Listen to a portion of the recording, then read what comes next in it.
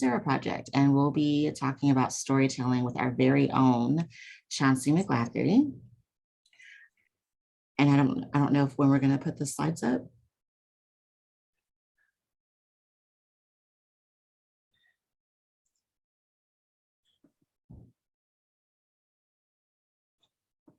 And while we wait for the slides, just want to let folks know if you have questions during, yeah, that's one of the slides.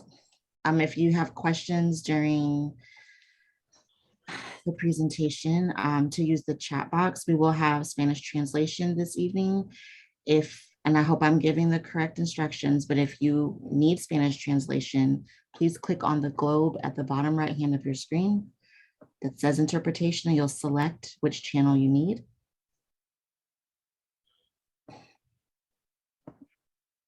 And again, if you have questions, please use the chat, and we'll be opening up for folks to possibly come off mute towards the end. And I think if we click the slide one more time, there's the slide's animated. And Chauncey, the floor is yours. Thank you, Kamaria. I'm very excited to be here. One of my very favorite topics in the universe is storytelling, particularly when it is for the purpose of advocacy. And so I have the pleasure of being the first webinar presenter for the Road to HINAC, which we're all terribly excited about. We'll be discussing the power of story and advocacy. And I hope that there will be questions. This is designed to provoke and stimulate questions that you may have as you are thinking about story. Please feel free to ask them at any time. That's what we're here for. And looking forward to a great conversation. Next slide.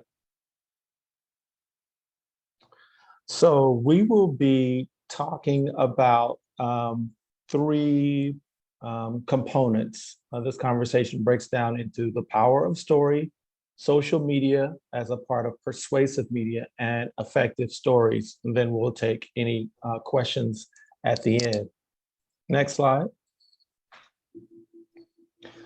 So one of the things we want to establish at the very beginning is that when you find your voice, you find your power. And what I mean when I say that is, it is really easy sometimes in conversation, in relationship, in work, in life, to be physically present, but to be emotionally absent. And what I mean when I say that is, there are ways in which, particularly if you come from a historically underrepresented group, you can be physically in the room or physically a part of a conversation, but not able to influence the direction of the conversation. And so one of the things that I'm hoping to be able to impart in our conversation today is how you can be sure that once you do have access to the meeting, to the agenda, once you get to speak, you use your time and you use your space very, very wisely. Telling our stories makes our power visible to others. We never want to be in a space without power. But it will take work on our part in order to inform the space. Next slide. So what I recommend as you begin thinking about your story, when I get a chance to present often now, whenever I get a chance to present though, I don't just rely on my gut or my instinct to craft my message or even to decide what my message should be. Usually at some point I will engage colleagues or friends and what I call a brainstorm. And what's really, really great about that is you get instant feedback on whether or not a phrase or word or an idea or image or metaphor is working for your story. And so one of the best ways to gather that kind of very quick real-time feedback is when other people are in the room and you say, hey, what do you think of when you hear the word this? Or when you hear this image, what do you think of? Or when you hear this word, what does it remind you of? Because sometimes, we've had individual experiences in life growing up and how we live this life, not all words mean the same to different people. And so it'll be a great idea if you could brainstorm on what your goal is, what your target is, who your audience is, what your subject matter is, and what voice should you be speaking in. When I say goal, of course, I'm talking about your objective, your target, your reason for speaking. When I say audience, I've included two different types of audience, free and captive. What I mean here, a free audience is an audience that has come into the room or expects to hear from you. That's a free audience. They are there by choice. They have some idea of what you may be speaking of, and they think it's a good idea. Sometimes, though, you could be in a meeting where you're not on the agenda, but you get the floor. And in some of those cases, that would be considered a captive audience. Sometimes you may be presenting at a conference and the room is full of people, but they're really there to hear the person who's going to be speaking after you. But you have the floor for a few minutes before they speak. That's what I would consider a captive audience. You want to be careful that you don't speak to a free audience the way you would speak to a captive audience. You take into consideration whether or not they've chose to be there and tailor your story, your comments, your presentation accordingly. Subject matter, again, you are a subject matter expert. So it'll be really, really important that what you are talking about is directly related to your life experience. And voice should be simple, but sometimes isn't. Depending on who you're speaking with, you may want to tailor your voice or craft your message in a way that is most conducive to the people that you're speaking with, so that it's really, really clear what it is you're saying and why it is that you're saying it. Next slide. So I'm really excited about this slide. I actually thought of this a couple of days ago. On the left side, you see an angel, and on the right side, you see a demon, right? And so one of the things that I thought might be a good way, I think I may be picking up a little feedback or something. Is everybody's great? I thought it might be interesting to talk about a story in context. I think it's really, really important that we think about the ways in which stories have been used before we start presenting or speaking. Even though you may be the first person to speak in a room, you're not the first person to speak on a topic. And whatever words and however you craft your story, the audience has some prior knowledge of what you're speaking. And so it'll be really, really important that you take into consideration what people already know about your topic. One of the classic stories that has crafted our culture is the conversation between science and religion, which is kind of denoted by these two images. And so typically you find people who divide themselves into one of two camps. Either they believe that science explains everything, or they believe that religion or faith explains everything. I would caution you against polarizing your audience into camps like this. So be very, very careful when you put languages, when you put words, when you put images in your presentation, that the object of the presentation is to bring the audience closer to you, make them more empathetic to your case. Be very, very careful about evoking topics or subjects in a way that forces people to choose sides. I call that binary thinking, binary speaking.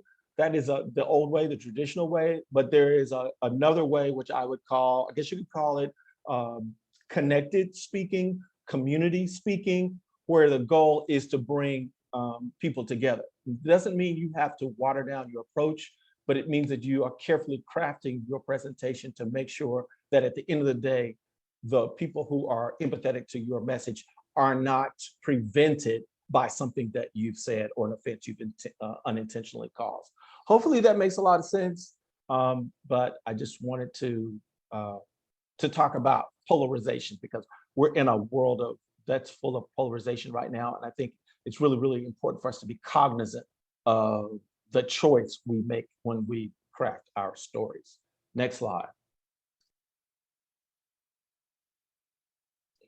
So here is kind of the reverse, the inverse of the previous slide. This represents connectedness. This represents balance. And I think, again, if you brainstorm your message, having the different perspectives of your friends and colleagues at the table, you will naturally balance your perspective. That's why I recommend that you bring other voices, other opinions, other lenses into the room before you start crafting your message and before you get tied into a particular perspective. You want to make sure that your message is balanced. And if your team, if your colleagues, if your friends are not diverse, then your message will not be balanced. And so there will be a tendency, there will be probability that you will polarize or create more distance between any group that you haven't considered as you crafted your story. So just thinking about that. And of course, this is the yin and yang sign, one of my favorite signs in the universe. Next slide.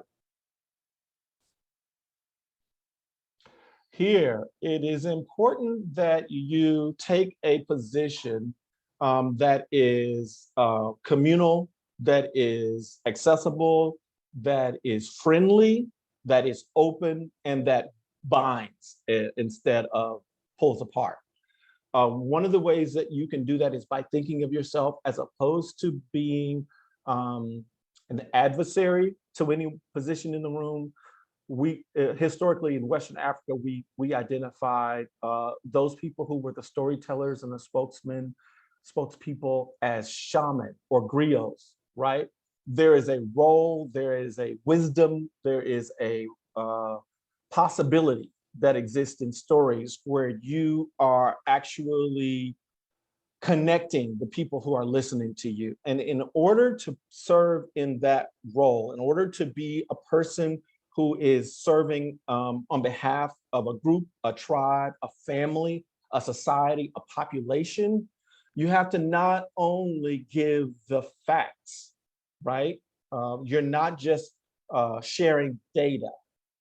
One of the things that I hope whenever I'm sitting in the audience of a presentation or I'm listening to a story, I'm hoping that there's not too much science, not too much data, not too much numbers, that it gets in the way of impact, a possibility, a purpose, right?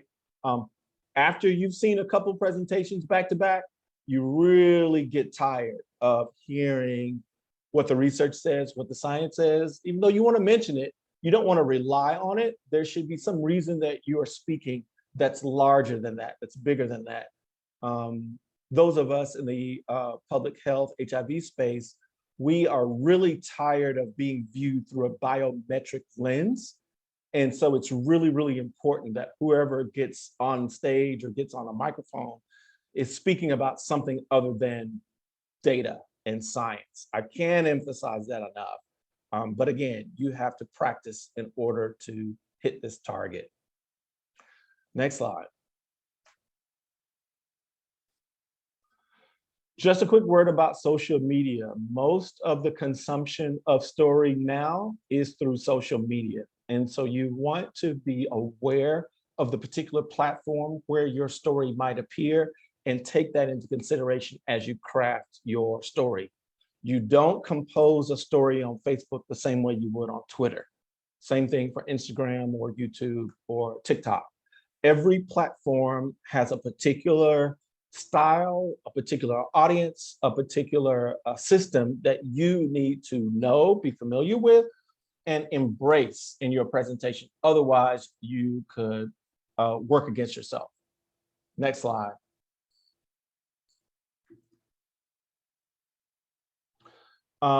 Just a couple of reminders. Social media is a tool. It's quick, it's interactive. There's a community and an opportunity there. These are things that you already know, but the point is to make sure you are distinct. Even if you have one story, one message, it should look different for every platform where it appears in order to maximize your effectiveness and have the greatest impact possible. Next slide. So here are a few message ideas. You can speak in order to have your audience give, or to be able to give something to your audience, or have your audience give or donate to you. You could give advice. You could warn, you could amuse, you could inspire, you could amaze. Sometimes this is related to personality. Not every person who is telling a story is good at telling jokes, right? So you may not rely much on being amusing if that is not your strong point. My personality is more in the inspirational vein, but because I post and participate and tell stories so often, I mix it up. And I usually will ask permission of a live audience to let me get away with doing that. But it's important that you know what your strengths are and know what your audience is there to do. And then be very, very clear in your presentations what it is goal, what your goal is, so that people know what it is that you're trying to accomplish. Next slide. Be intuitive. This is one of the most important aspects of storytelling. Your story should basically flow from the setting of the moment, the energy in the room, the people who are gathered, the title of your presentation, the images there. It should all make easy sense, be really easy to comprehend, to understand, so that your audience is really, really clear and they ride with you along the way. Does that make sense? Next slide. I feel like I've said so much about that already. Here we go, talking about intention again. I've kind of alluded to this already. You have to know what your target is in order to hit it. We started with goal a couple slides ago. Make sure you decide what your intention is and you craft your message in a way that makes it clear what it is you are trying to do. Secondly, you want to make sure that you are really clear about what action you want your audience to take. Finally, you should be really, really clear about the impact you want your story to have. And if I were you, I would invite the audience to participate at that level and say, by taking this action, we together will have this larger impact on an issue, on a cause, on our community, on society at large.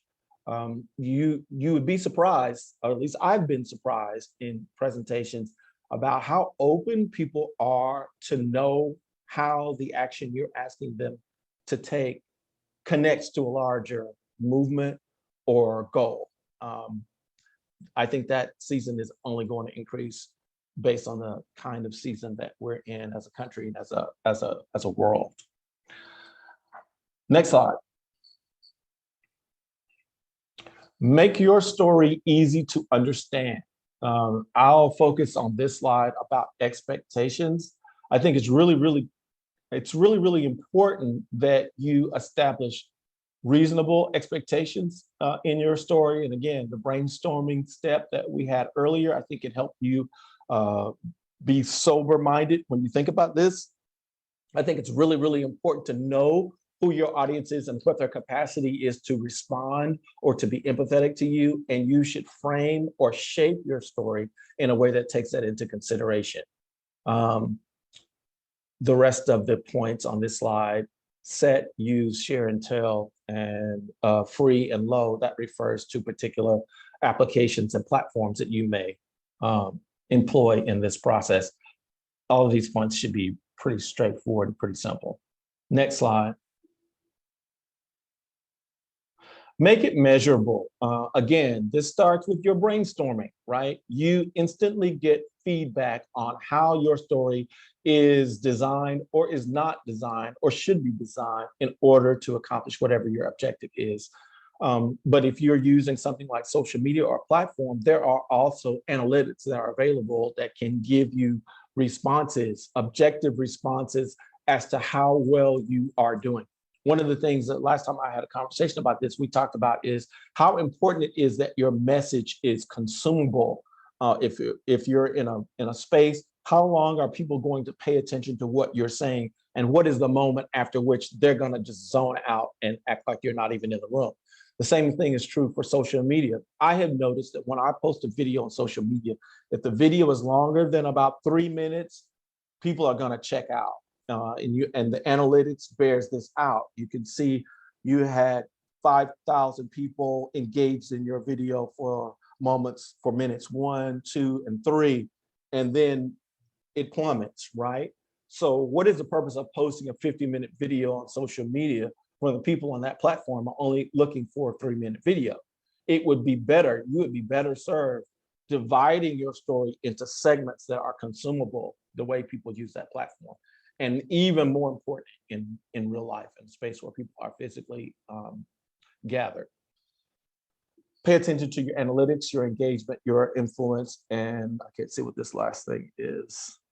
Action. We've been talking about action this whole time, so I won't speak any more about that. Next slide. So we've been talking about how to make your story effective. I'd love to play this very quick video that summarizes some of the high points, and we will begin to wrap our presentation up.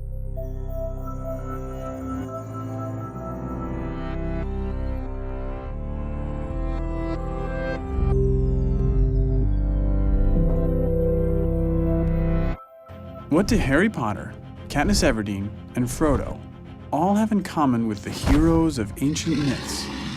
What if I told you they are all variants of the same hero? Do you believe that? Joseph Campbell did. He studied myths from all over the world and published a book called The Hero with 1,000 Faces, retelling dozens of stories and explaining how each represents the monomyth, or hero's journey. So, what is the hero's journey? Think of it as a cycle. The journey begins and ends in the hero's ordinary world, but the quest passes through an unfamiliar, special world. Along the way, there are some key events. Think about your favorite book or movie. Does it follow this pattern? Status quo, that's where we start. 1 o'clock, call to adventure. The hero receives a mysterious message, an invitation, a challenge. 2 o'clock, assistance. The hero needs some help, probably from someone older, wiser. 3 o'clock, departure. The hero crosses the threshold from his normal, safe home and enters the special world and adventure. We're not in Kansas anymore. 4 o'clock, trials. Being a hero is hard work. Our hero solves a riddle, slays a monster, escapes from a trap. 5 o'clock, approach. It's time to face the biggest ordeal, the hero's worst fear. 6 o'clock, crisis. This is the hero's darkest hour. He faces death and possibly even dies, only to be reborn. 7 o'clock, treasure. As a result, the hero claims some treasure, special recognition, or power. 8 o'clock, result. This can vary between stories. Do the monsters bow down before the hero, or do they chase him as he flees from the special world? 9 o'clock, return. After all that adventure, the hero returns to his ordinary world. 10 o'clock, new life. This quest has changed the hero. He has outgrown his old life. 11 o'clock, resolution. All the tangled plot lines get straightened out. 12 o'clock, status quo, but upgraded to a new level. Nothing is quite the same once you're a hero. Many popular books and movies follow this ancient formula pretty closely, but let's see how well The Hunger Games fits the hero's journey template. When does Katniss Everdeen hear a call to adventure that gets the story moving? When her sister's name is called from the lottery. How about assistance? Is anyone going to help her on her adventure? Hey, Mitch. What about departure? Does she leave her ordinary world? She gets on a train to the capital. Okay, so you get the idea. What do you have in common with Harry Potter, Katniss Everdeen, and Frodo? Well, you're human, just like them. The hero's journey myth exists in all human cultures and keeps getting updated because we humans reflect on our world through symbolic stories of our own lives. You leave your comfort zone, have an experience that transforms you, and then you recover and do it again. You don't literally slay dragons or fight Voldemort, but you face problems just as scary. Joseph Campbell said, "In the cave you fear to enter lies the treasure you seek." What is the symbolic cave you fear to enter? Auditions for the school play? Baseball tryouts? Love? Watch for this formula in books, movies, and TV shows you come across. You will certainly see it again, but also be sensitive to it in your own life. Listen for your call to adventure. Accept the challenge. Conquer your fear and claim the treasure you seek. And then do it all over again.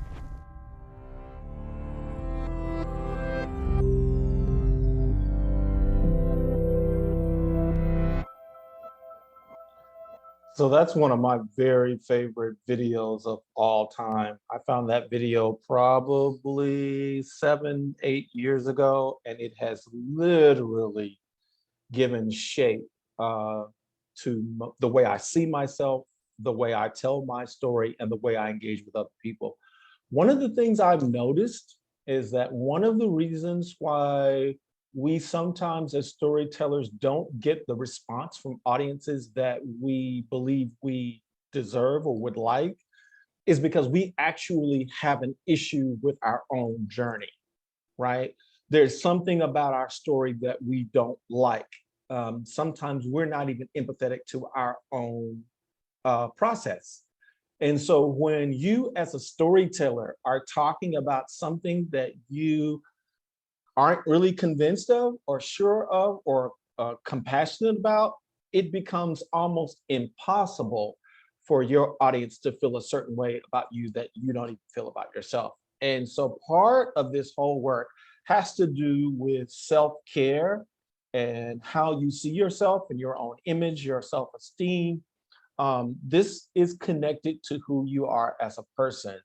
So I would recommend that even at the beginning of a process of preparing to tell your story, that you actually do the work. And that's, again, when you sit down with friends and colleagues to brainstorm, they may be better at helping you see yourself empathetically than you are. Because sometimes we can't see the forest for the trees, right? We're so familiar with the story, we're so close to it that we wonder whether or not it has all been worth it, whether or not the way we tell or the way we present is actually effective at all.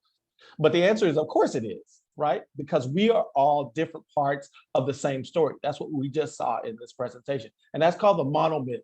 Joseph Campbell is the author of that concept. And I have adopted it as my own and have published this, and in the process of publishing a series of books that talks about what the hero's journey looks like from my perspective and the 21st century perspective. So this is something that I'm really, really passionate about and something that can be life changing and transforming. And it makes it so much easier to be on stage or be in front of a room if you love your story.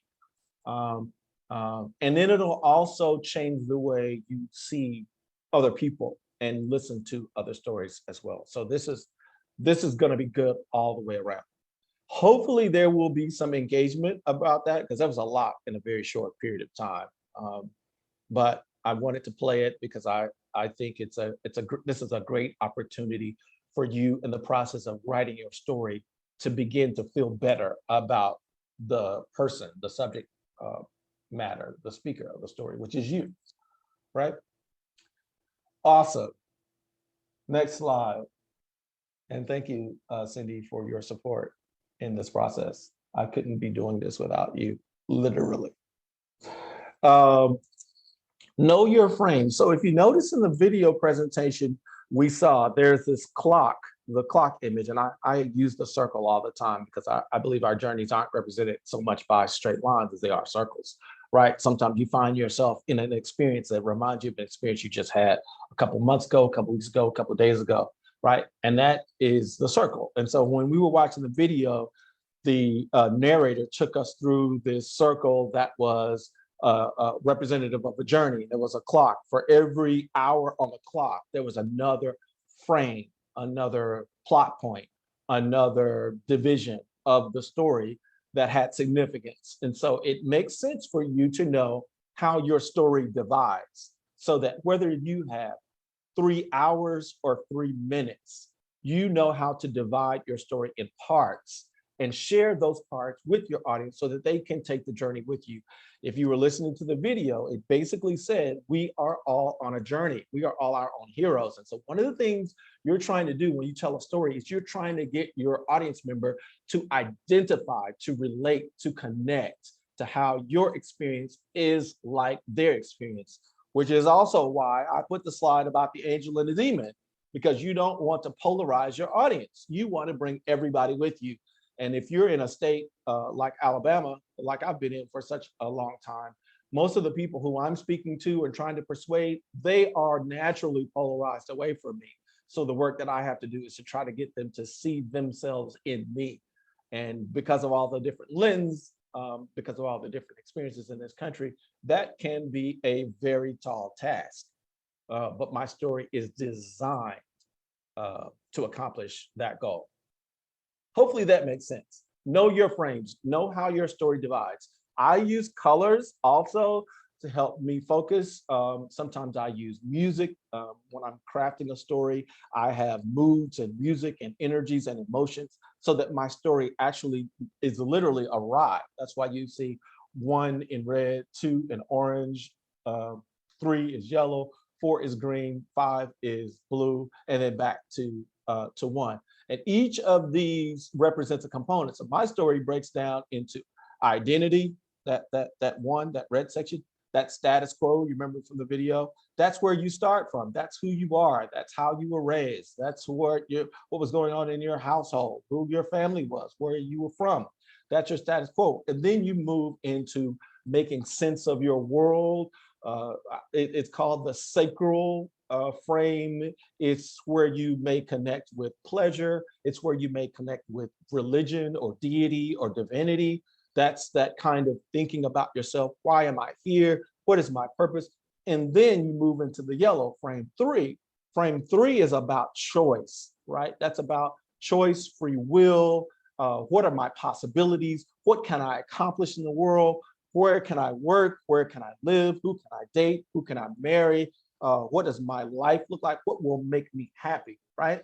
That's that 3rd frame. And then the 4th frame is all about victory, accomplishment, prevailing, coming against something that is naturally opposed to you and actually finding power, finding renewed hope, new possibilities, new life in some context, right? And then that 5th frame, that final frame, is an intuitive frame. It's about returning back to where you are from as a different version of yourself, as a higher version of yourself, as a wiser version of yourself, as a more compassionate and empathetic version of yourself. So those are my frames. And that's why I put this slide up, because I can do a whole presentation on my story with just this one slide. I don't need any notes. Because I come up with a system. And so I would advise you to not always rely on slides and presentations, particularly if people are seeing presentation after presentation after presentation. It all starts running together. And so sometimes we miss opportunities to connect with people. Instead of looking back or looking down, you can, with your eyes and with your voice, and by paying attention to the feedback that you're getting from the people that you are talking to, you can tell whether or not your story is connecting or not. And then whether or not you need to pivot, whether or not you need to change it up in the middle of your moment and make your story be more effective. Ask a question, engage, right? Your story, just because you're the only person talking, does not have to be monological. You do not have to be the only voice in the room. Ideally, if your audience is connecting with you, they have their own thoughts, their own experiences that hopefully you have brought to their mind if you've constructed your story that way. And so you can ask them, if anybody's seen me do a presentation, I'll ask, what did I just say make you think of? How did this relate to your experience? Or is this just me, right? When you open yourself up to those kinds of possibilities, a lot of times the people in the room, the people who are listening to you, can engage very differently when they know it is not just about you, but also about them. I know I spent a lot of time on that, but this is one of the most important things that I'm gonna say. Know your frames. Also, know the frames of the people that you're talking to, right? Because they have different life experiences. And that's why when you break your story down into a system like this, hopefully the way you talk about your story will prompt your audience to think about theirs. Next slide. Know your adversary.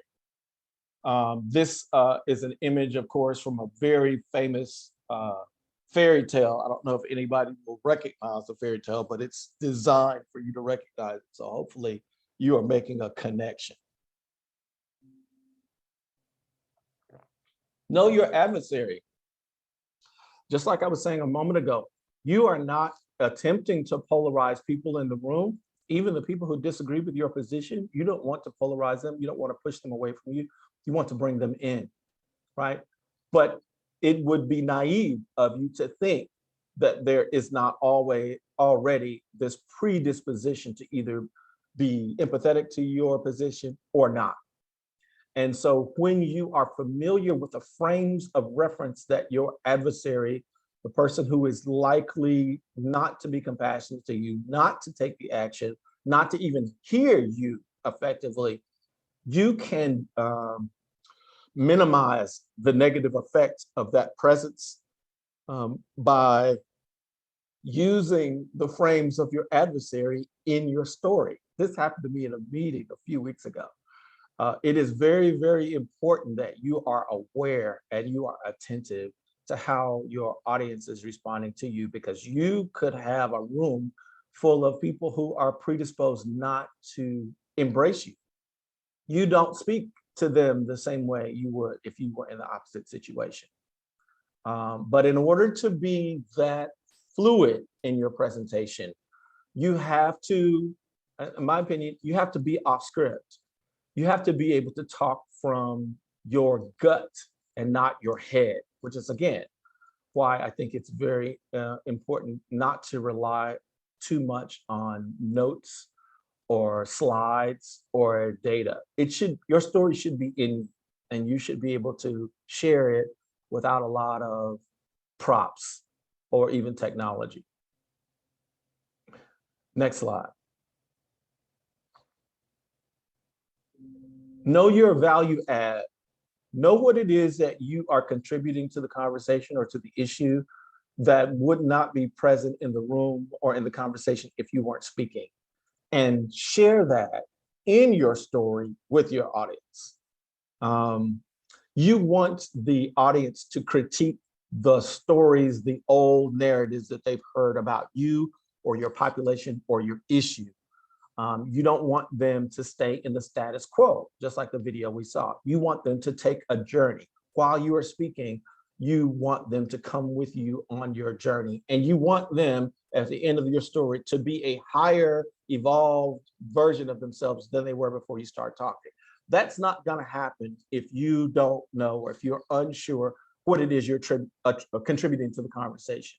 And if you aren't sure about what you're contributing, you shouldn't be speaking until you figure that out. Again, in your brainstorming step that we talked about earlier in the conversation, you can get help with this. Every person has a story that adds value to the narrative. The place where we sometimes fall down is we are unaware of it, or we're not convinced of it. And that, there again, that's personal work that we have to do before we start speaking. Next slide. And we're getting close to the end. I don't like to overslide you, but I wanted to give you enough tools so that you could plug back into this conversation to be reminded by what we've talked about. We've been talking about this the whole time. Know your audience. The reason, I don't know if you guys noticed, but I'm very intentional about the images that I include, because even in my images, I am communicating who I am and what it is that I'm passionate about, right? And so here you see a slide of young African-American or Black college students, right? You wouldn't speak to this group the same way you would as if you were at the Rotary Club, right? You wouldn't speak to this group the same way you would as if you were in a legislator's office. You have to know who you're speaking to, and you have to tailor your message to connect with that audience. And then you have to watch them while you're speaking to make sure they're making the connections that you want them to make. And if they're not, you have to be able to pivot on the spot. This is not an easy task. It's not something that you learn to do overnight, but it's something that you're intentional about, and you give your audience permission to give you feedback. And then you take that feedback and add that into your presentation so that every time you tell your story, it gets better every time. Next slide. As we begin to wind down, these next series of slides are about how to make your story yours, how to put it in words that are unique to you, how to connect with images that are important to you, that help you communicate your story. So that's what these series of slides are all about. Next slide. In order to make it yours, you should make your story authentic. It should be true. It should be honest. It should be passionate, and it should be engaging. Next slide. Make it small. This is counterintuitive. Most of the time, when you think about impact or when you think about change, everybody's thinking global. Everybody's thinking world. That's a big mistake that you, if you don't fix it before you start speaking, you will learn this the hard way. Instead of making it big, make it small. Instead of trying to reach everybody, reach one person, right? Focus on the core of your story. Be intimate, be human first before you try to be brilliant.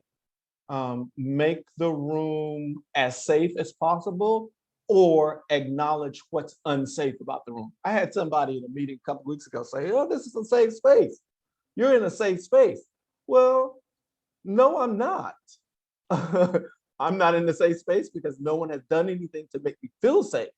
Everything that causes me to speak is the only reason why I'm even present at the table is because I feel unsafe. So your declaration that this is a safe space doesn't make it safe.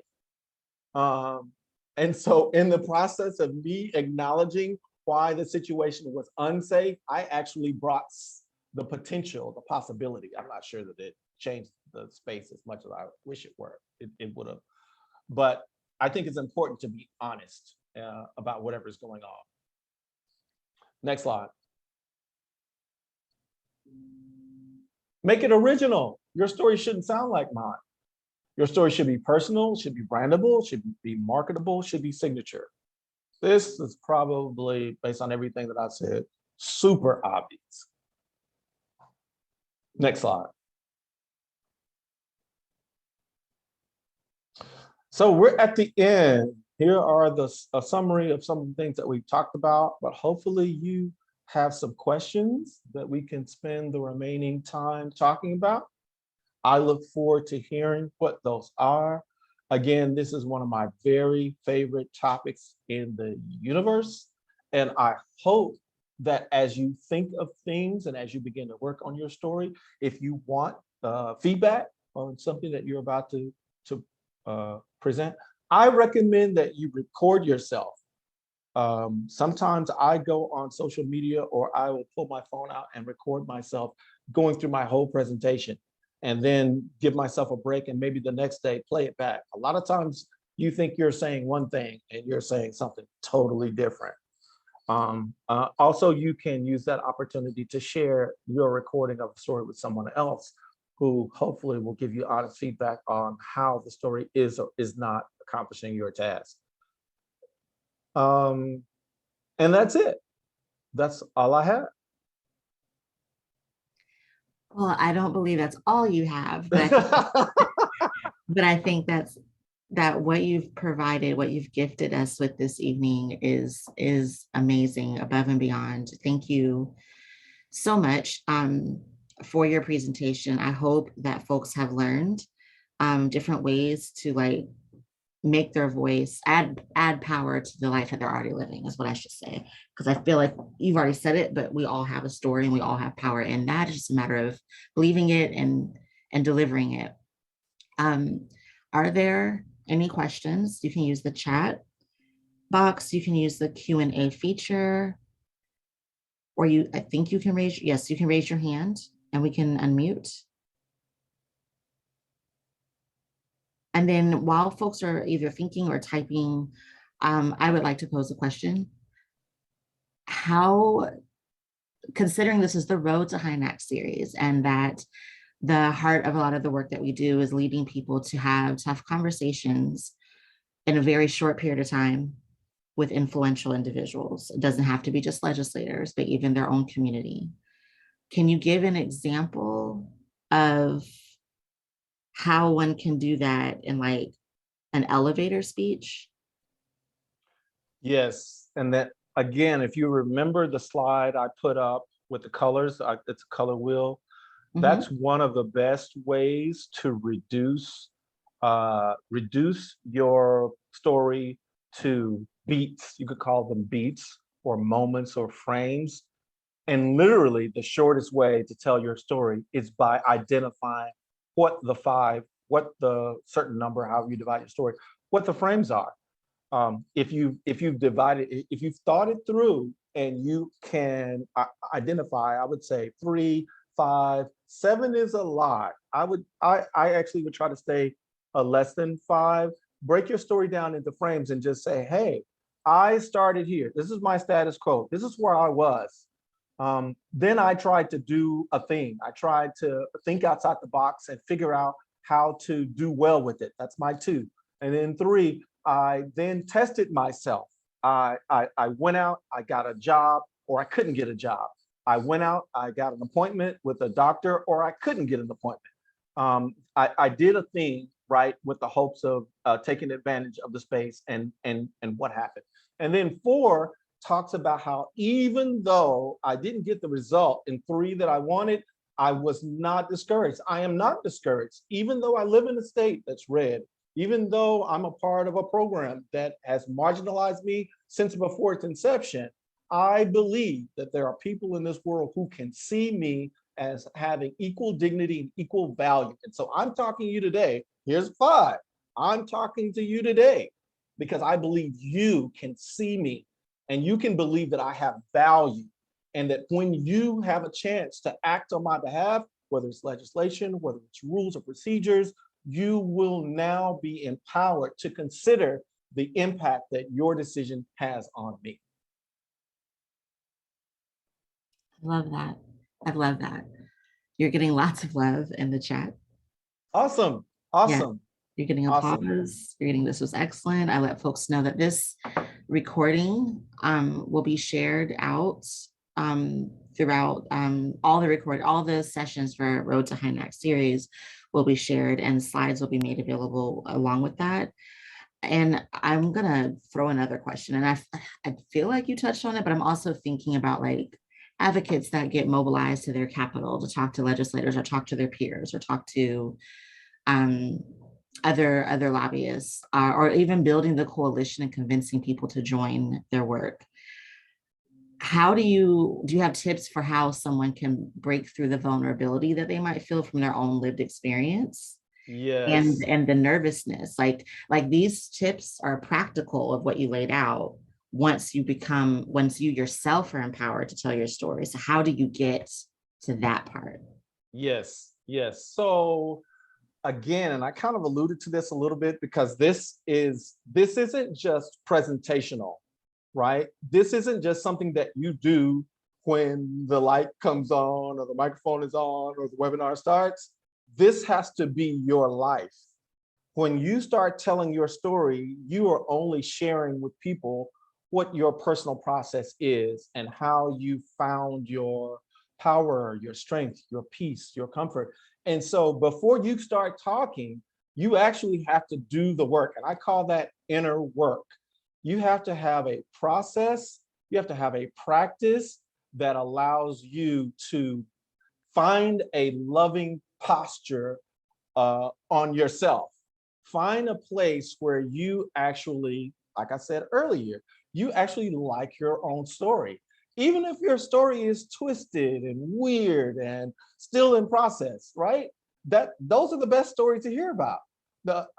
I used to hate to see these webinars where people are like, oh, a year ago, 2 years ago, I lost my job, blah, blah, blah, blah, blah, blah, blah.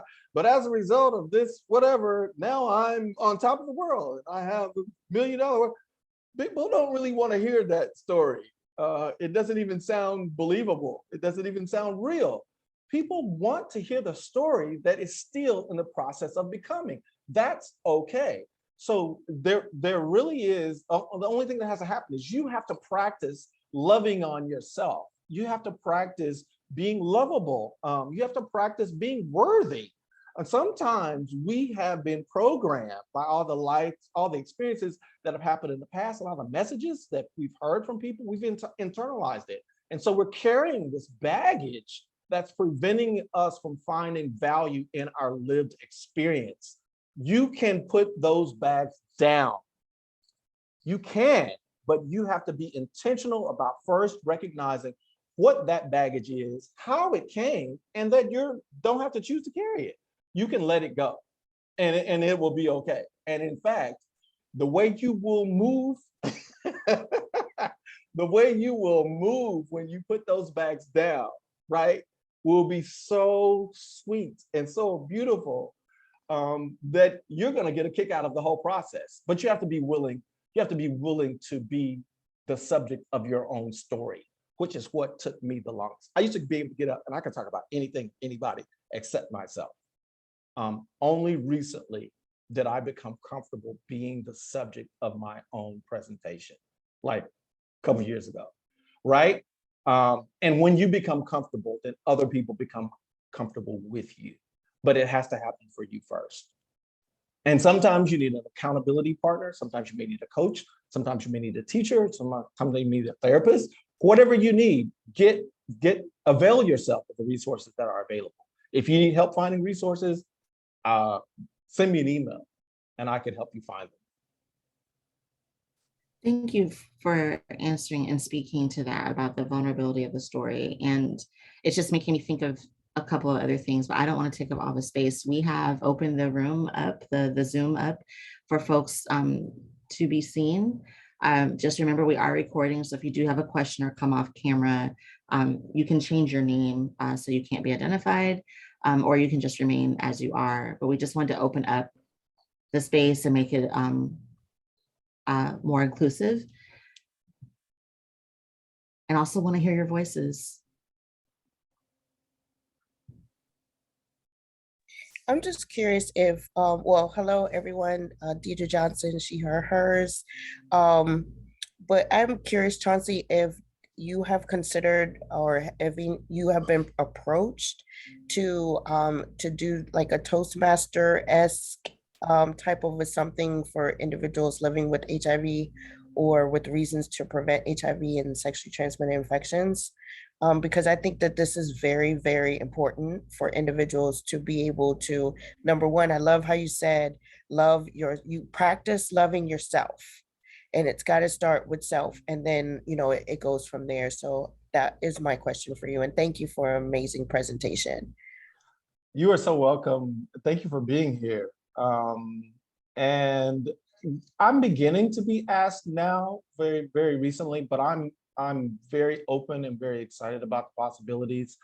I believe we're in a seasonal shift. I believe the pandemic has made us much more aware of our own space, our own emotional health.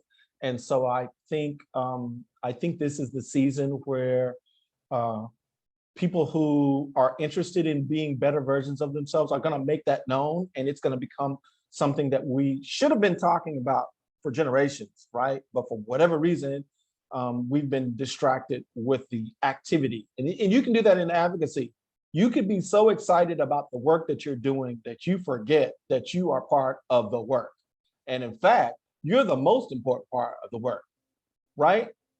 It's very critical that we raise our value with our cause. There should not be competition between what we do and how we love ourselves. Those things should flow one from the other.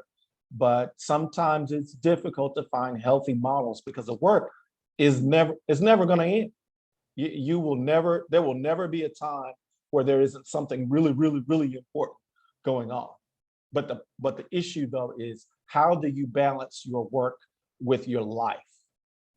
That's the question, and that's what we have to figure out. And I love helping advocates figure that out. Thank you for that question. So it sounds like we might be setting up a little Toastmasters clinic at HIV's Not a Crime Training Academy. You're nodding, I was joking, so just be No, careful. I don't know. know.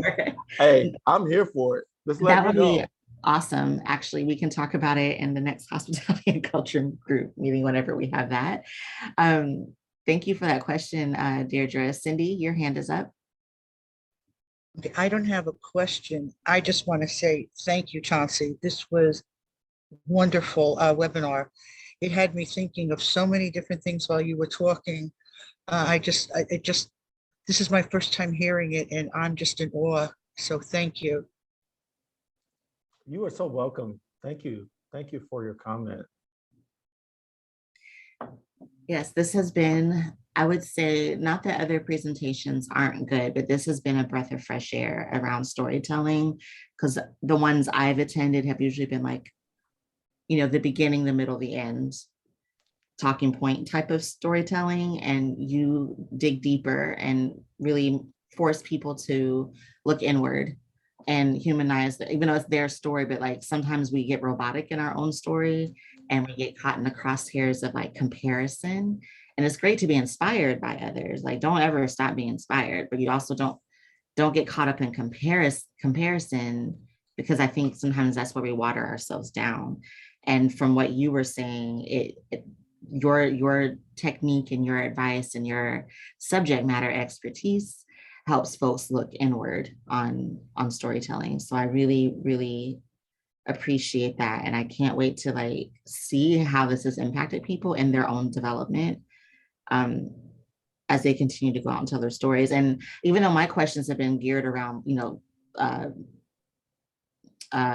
policy mobilization, that's just for the sake of the Road to HINAC series, but I hope it's clear that storytelling goes well beyond into any space. It can just be even how you tell your story to your family, or your provider, having those conversations with your provider as well.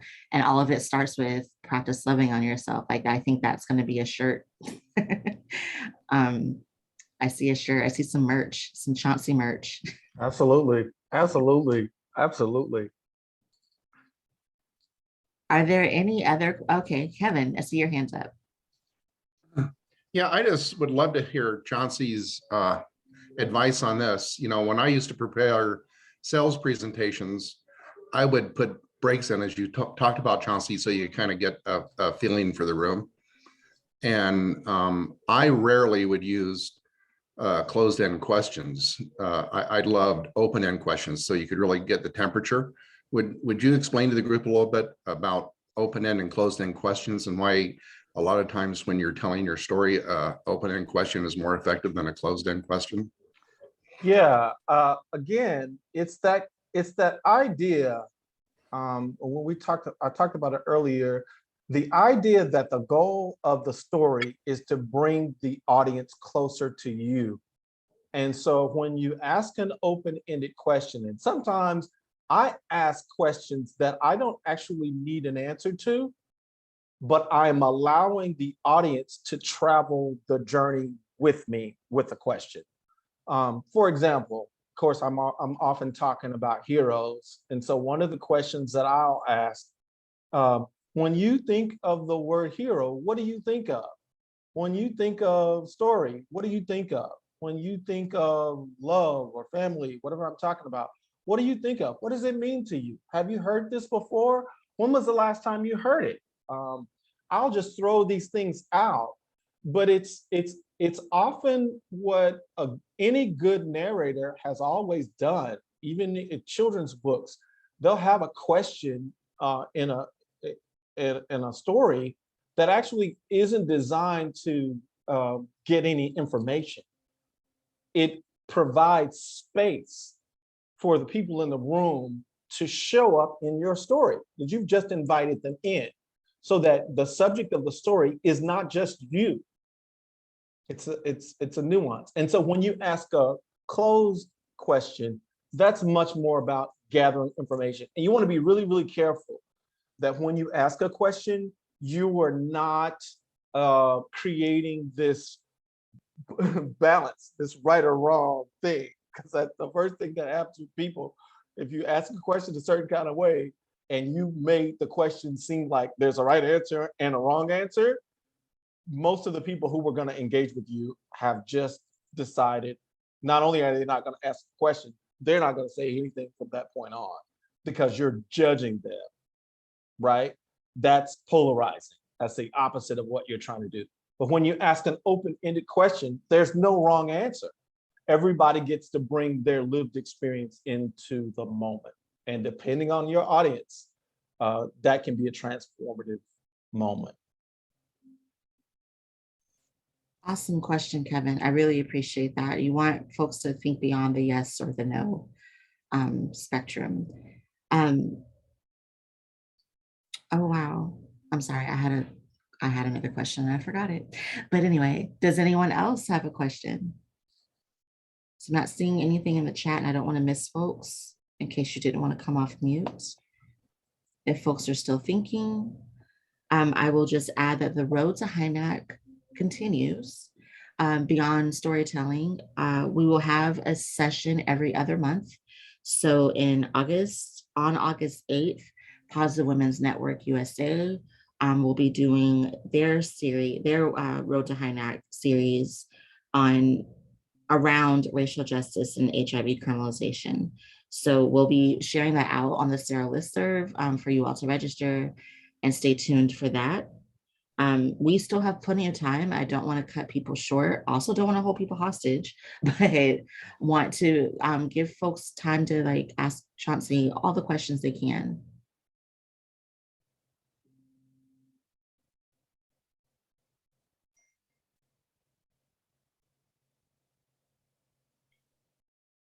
Deirdre. Thank you again, Chauncey. With this also, when we're talking in relation to with the elevator pitch with working with our legislators as well as in person, would this also to translate when we have to do that when we're looking at social medias and I felt, oh, that just came out so wrong, social media. But with that as well, when we are crafting, whether we're doing a live, a TikTok video or what have you, that it sounds like this could also translate into that. So it doesn't necessarily always have to be words, like using those pictures. Am I grasping this? Absolutely. Absolutely. Everything is story. I actually was supposed to say that at the beginning of my presentation. Every single thing is story. Every word, every image, it's all story. And so even when you don't think you're telling a story, you are. And other people are also always telling stories about you. That's just, it's how we exist in the universe.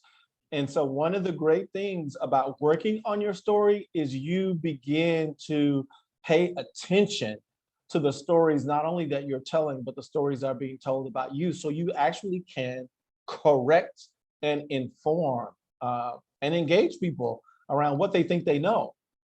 So yes, this translates across every genre, every media form. Absolutely. Thank you for highlighting that. Yeah, thank you. That puts a lot of perspective, especially for individuals who may not feel comfortable to verbalize some things just yet.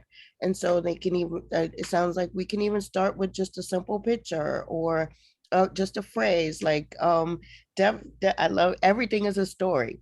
That's the hashtag. That's the post right there. And that's amazing that folks can go in different paces, in different I don't want to say levels because I know there's levels to it, but you know what I'm saying, at different.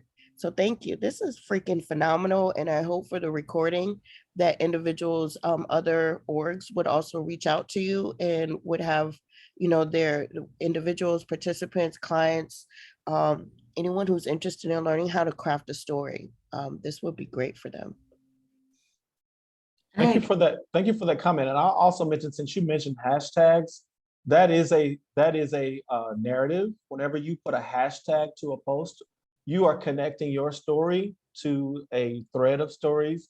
So be very intentional about what you connect to. And it may be a good idea before you connect to a hashtag to search that hashtag and see what the rules are of that narrative, and make sure that if you go into a particular space that could be adversarial, that you're ready to engage with people. Because social media, people are going to have comments and things to say about your story. Some of it will be positive, some will be negative, but just be prepared. Don't step into a room without knowing the rules of engagement.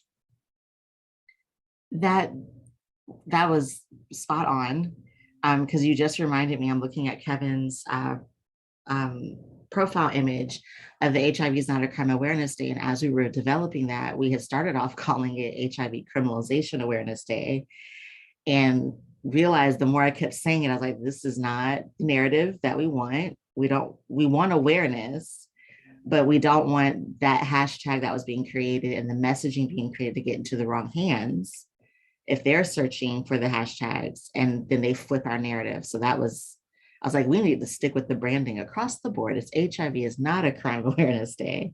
Absolutely. Yeah, and grateful Absolutely. to all the advocates that called that out when we noticed it in its development. So that was an awesome point that you made.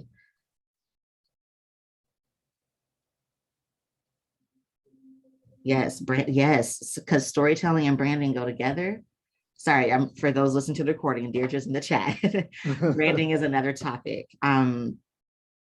So they go together, but they are two separate paths that create a story. So do you want to talk a little bit about branding? Is that your wheelhouse? Do you want to share anything, any tips that we can take away from? You asking me? Yeah. Oh yeah. Well, because I have published my story and have to do all these things on social media and do all these things with marketing, branding, like you said, comes with the package. And so one of the things I would recommend is that you, again, pay attention to what other people are doing, and also give your campaign a test run before you launch it. Let some people see what you're thinking about and get some feedback to you, so that you're not running blind. You actually can create a campaign that pulls people away from you. If you don't know what you're doing, you actually can make your story more compassionate for your adversary than for your side if you haven't done your homework, done your research. So be very careful how you brand yourself. And I think if you are consistent in your engagement, you'll figure it out quicker than you would otherwise. Whether you're talking to a group of people or you're engaging with them on social media, you are engaged in community building and relationship development. You're not gonna knock the ball out of the park the first time you start speaking, and it's unreasonable for you to expect that to happen. You are chipping away at this large construction that you want to be something. And the way it becomes that something is because you are consistent. You choose your fonts, you choose your colors, you choose your images in a consistent way that allows people to know, hey, this is you, this is your story, this is your energy, this is your intention, so that people naturally and organically flow with you. You have to kind of decide what those things are in advance of speaking, because once you publicly come out and say anything, that's what people are gonna, how you appear initially is what people will always associate with you. So those are a few notes, but of course we could talk about branding for weeks and still be on the surface. And everything is branding as well. I'm going to take your quote and add branding to it. And with that, I don't, again, not trying to cut people short, but just want to remind folks while we have the time, that this is the Road to HINAC series. HIV is Not a Crime Training Academy. We didn't say this at the top of the hour, but it's being hosted in Virginia by Emory and Henry College. One of our host committee members, Deirdre, has been speaking. So you'll get, if you haven't met her, you'll get a chance to meet her at HIV is Not a Crime Training Academy in Virginia, June 4th to 7th. And Cindy, if you can pull up the one slide that we want to remind folks about. Yes, so by May of next year, all US travelers must have a REAL ID, and REAL is an acronym that I don't remember what it stands for. And it has to be compliant in order to board domestic flights and access certain federal facilities. That second portion we're not really concerned about, but we do want to make sure that everyone registered for HINAC is able to travel and not get held up at the airport because they don't have the adequate identification. So please check with your local DMV and find out what documents you need to make sure you get your REAL ID, and what it will look. It'll look different from what you have now by having a little gold star. Usually it's on the front, and then if you're fancy like Florida, they might add some holographic stuff in the background and all kinds of extra stuff just to make sure that your identification can't be copied. So we just want to remind folks about that while you have plenty of time. So please be prepared to get sick of that announcement, because we'll be saying it on every HINAC call, but we just want to make sure that no one gets held up, because if that were to happen, we're limited on how we can support folks once they're at the airport. And if that's the issue, we'll troubleshoot the best we can, but it'll be really difficult for us to help you. So please make sure you check your driver's license. Yeah.